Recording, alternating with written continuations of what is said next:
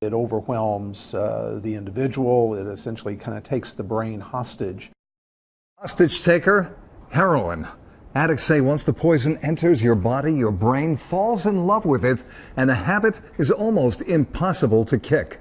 No one knows that better than a 20-year-old we found, a heroin addict named April Arian. Addiction landed her in and out of jail and rehab, and for 4 years, she sits down with Alexandra Lewis for a very candid interview. Well, the 20-year-old heroin addict lives in her car and doesn't shy away from the fact that her addiction can and probably will kill her. It's like God's angels massaging your whole body and like your mind. 20-year-old April Arian remembers her first intravenous high well. It's a feeling after 4 years of heroin addiction she's never felt again. It's never the same. And you just chase it.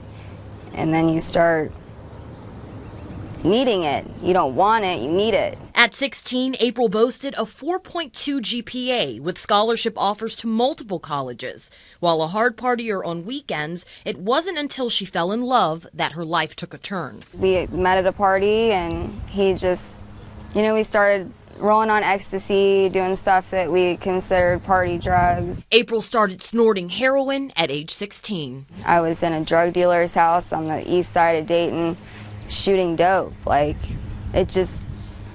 me, it happened really quick. The first time I shot it, I was hooked. April, who says she shoots up all day every day, and a couple of hours without heroin makes her deathly ill or dope sick. I'm homeless.